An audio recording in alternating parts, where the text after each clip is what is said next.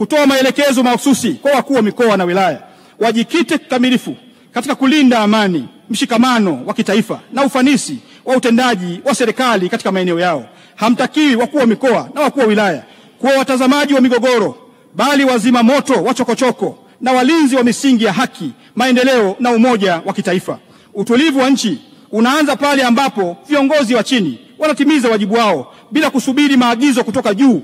Tuwashe mwenge wa ulinzi wa jamii, tuzime cheche za migogoro midogo inayoweza kuwa ni moto mkubwa katika taifa hili. Mheshimiwa Spika, sasa ninaomba bunge lako likubali kuidhinisha makadirio ya mapato na matumizi kwa mwaka 2025-2026 yenye jumla ya shilingi trilioni 11 bilioni 782 milioni 984,202 kwa ajili ya ofisi ya Rais TAMISEMI na taasisi zote zilizo chini yake.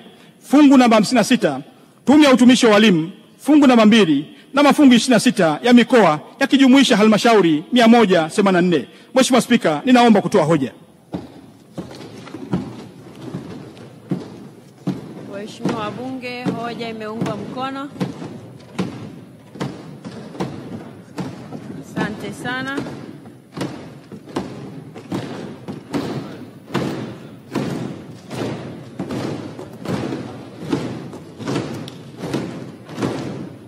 Waheshimiwa wabunge, asanteni sana. Sasa tunaendelea, katibu.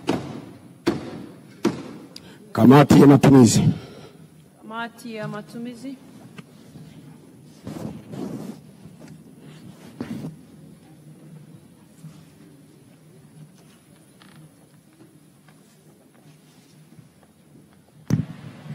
Na mtazamaji wa Bunge TV.